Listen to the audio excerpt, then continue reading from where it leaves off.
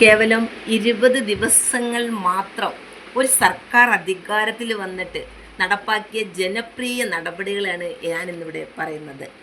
ആദ്യമായി തന്നെ നമ്മുടെ ആശാ വർക്കർമാർക്ക് 3000 രൂപയാണ് അനുവദിക്കുകയും അംഗനവാടി ടീച്ചർമാർക്ക് 1000 രൂപ അനുവദിക്കുകയും പാചക തൊഴിലാളികൾക്കും ഹെൽപ്പർമാർക്കും 500 രൂപയുടെ വർധനവുമാണ് സർക്കാർ നടപ്പിലാക്കിയത്.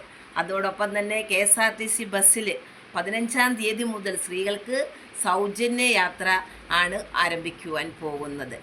പിന്നെ കത്രിക വയറ്റിൽ കുടുങ്ങി ആ സ്ത്രീ ഹാർഷിനായിക്ക് സർക്കാർ ജോലി സർക്കാർ നൽകുകയുണ്ടായി. അതുപോലെ തന്നെ കാലാവധി തീർന്ന റാങ്ക് ലിസ്റ്റുകൾ അതിൻ്റെ കാലാവധി നീട്ടുകയും അതുപോലുള്ള ഒരു റാങ്ക് ലിസ്റ്റ് SI റാങ്ക് ലിസ്റ്റിൽ നിന്ന് 42 പേർക്ക് നിയമനം നൽകുകയും ചെയ്തു. ആശുപത്രിക്കാരുടെ അനാസ്ഥ മൂലം മരിച്ച വേണുവിൻ്റെ കുടുംബത്തിന് 5 ലക്ഷം രൂപയാണ് നഷ്ടപരിഹാരം കൊടുത്തത്. ഏറ്റവും വലിയൊരു പ്രവർത്തനം എന്ന് പറയുന്നത് മയക്കുമരുന്ന് കച്ചവടത്തിനെതിരെ നടത്തിയ തുഫാൻ എന്ന പ്രവർത്തനമാണ്. മയക്കുമരുന്ന് കച്ചവടക്കാരെ കേരളത്തിൻ്റെ സമൂഹത്തിൽ നിന്ന് ഒഴിവാക്കാൻ വേണ്ടി സർക്കാർ എടുത്ത ഏറ്റവും വലിയ പ്രവർത്തനം ആണത്. നവീൻ ബാബുവിൻ്റെ കൊലപാതകം CBIക്ക് അന്വേഷിക്കുവാൻ കൊടുക്കുകയും അതുപോലെ ആലപ്പുഴയിൽ നടന്ന പോലീസ് ആക്രമണം നടന്നതിന് SITക്ക് അന്വേഷണം കൈമാറുകയും ചെയ്തു.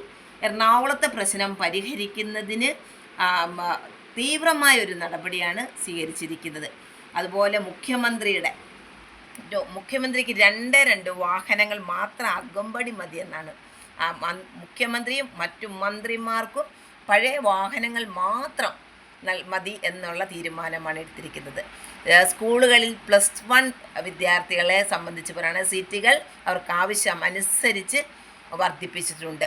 അപ്പോൾ എല്ലാ ബുധനാഴ്ചയും മന്ത്രിസഭാ യോഗങ്ങൾ കൂടുകയും ആ തീരുമാനങ്ങൾ അപ്പം മീഡിയയെ അറിയിക്കുകയും ചെയ്യുന്ന ഒരു മുഖ്യമന്ത്രിയാണ് നമ്മുടെ VD സതീശൻ മുഖ്യമന്ത്രി. അദ്ദേഹത്തിന് കേരളത്തിലെ എല്ലാവരുടെയും എന്നും നന്ദിയും കടപ്പാടും ഉണ്ടായിരിക്കും.